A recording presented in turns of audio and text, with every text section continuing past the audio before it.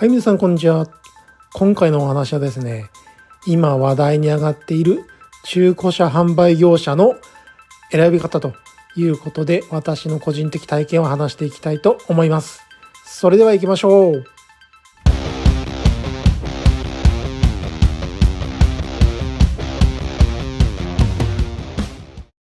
はい、皆さんいつもご視聴いただきありがとうございます。車市場好きリーマンチャンネルです。今ですね、こちらの動画は2023年の7月の末頃に、収録していますけれども、この、時期にですね、中古車販売大手の皆さんご存知ですね、ビッグモーターさんの問題が非常に取り上げられています。いろいろ一車好きとしてちょっと悲しさだったり怒りだったりっていうところはあるんですけれども、今回はですねそちらの話ではなくて、私のこれまでの経験からその中古車販売会社をどう選ぶといいのかなっていうポイントをお話ししていきたいと思います。それでは早速1つ目いきたいと思います。はい、まず1つ目ですけれども、中古車販売のお店に限らずですね、車屋に、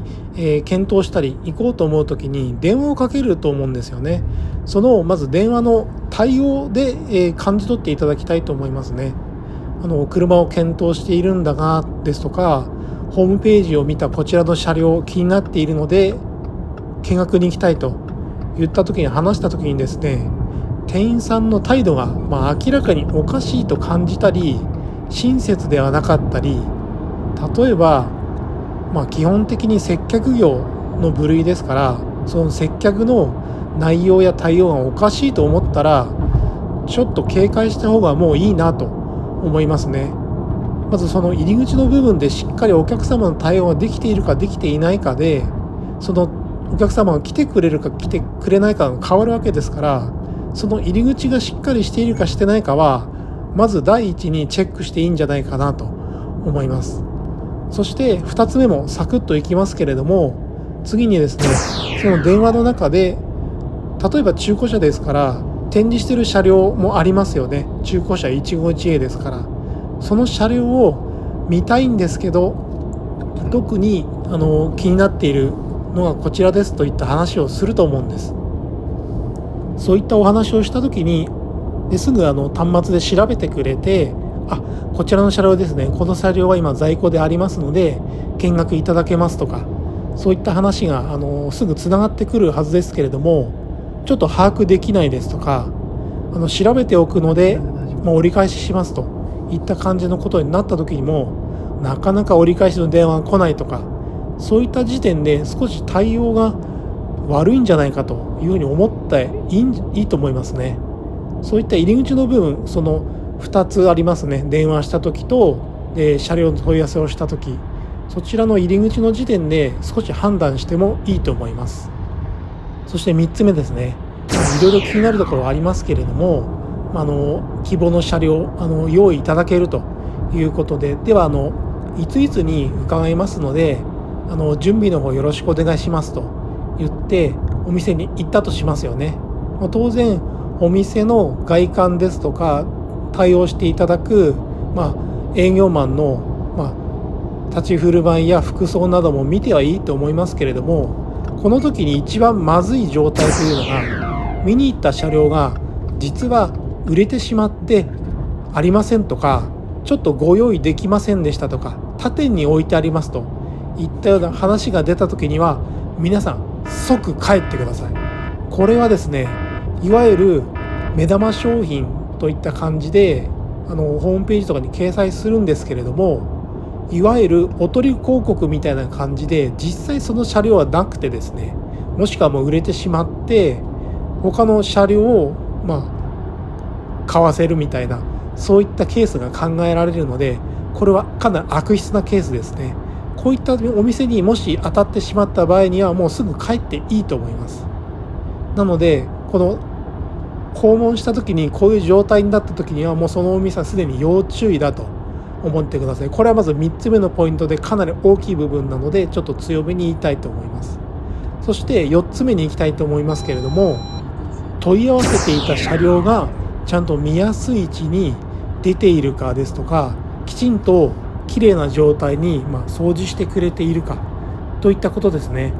すでにアポイントを取ってこの日にこの車両を見学させてくださいということで、私たちが見に行っているわけですから、そこの状況になっているのに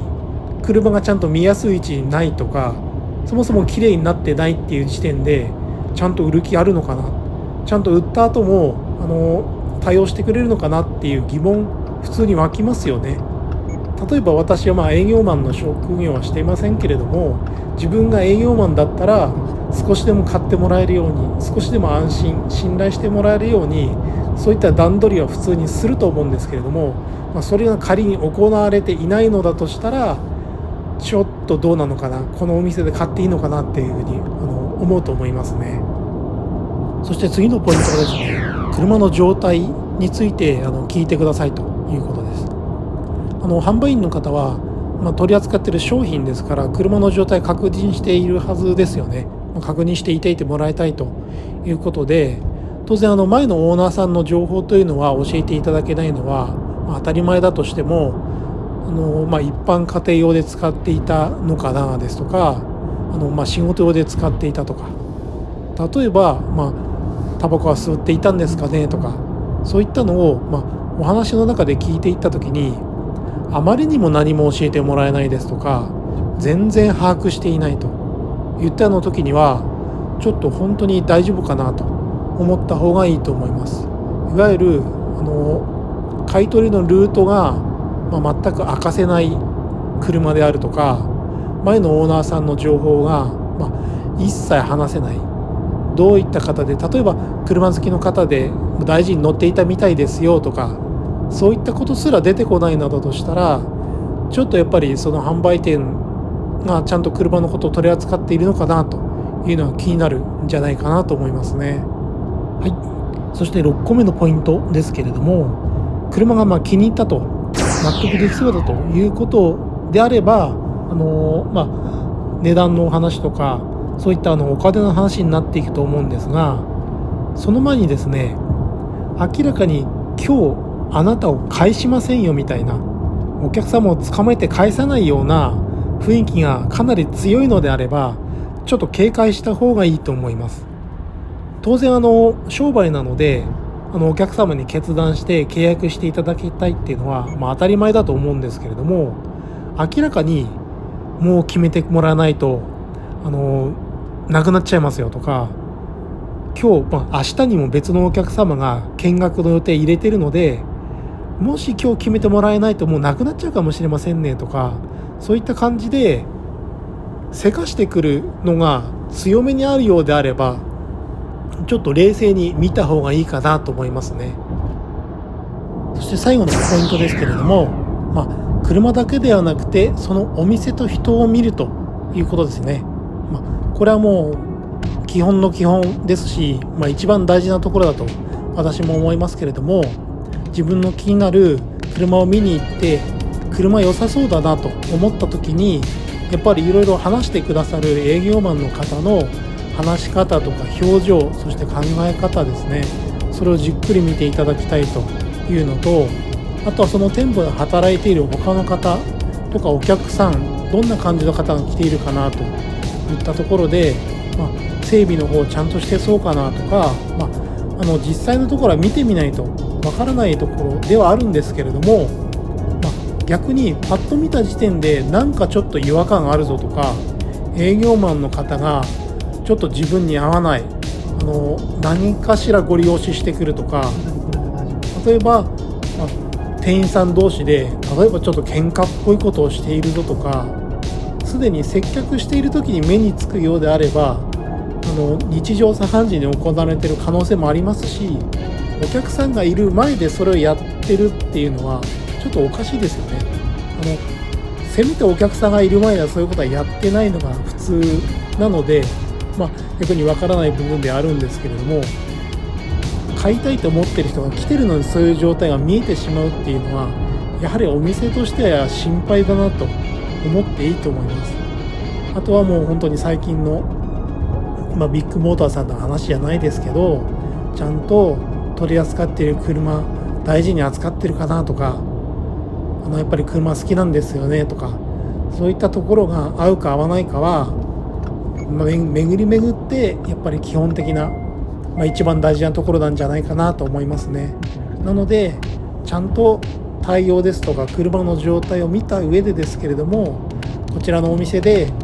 ちゃんと買っても大丈夫そうかなっていう皆さんのですねフィーリングも大事にしていただきたいと思います。その上で、車の値段が納得できたり、計画に合うものであれば購入を検討してもいいと思いますね。そしておまけポイントとしては、ぜひ似たような条件の中古車で相見積もりや比較をしていただきたいということです。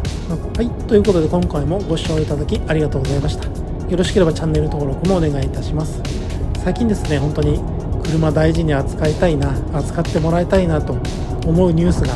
ありましたので、やっぱり一車好きとしてはですね、運転に集中して楽しめるように、ちゃんとメンテしてほしいですし、家族ですとか友人との楽しいドライブの時間を満喫できるように、車と接したいなというのを改めて思いましたね。それでは皆さんも良いカーライフを。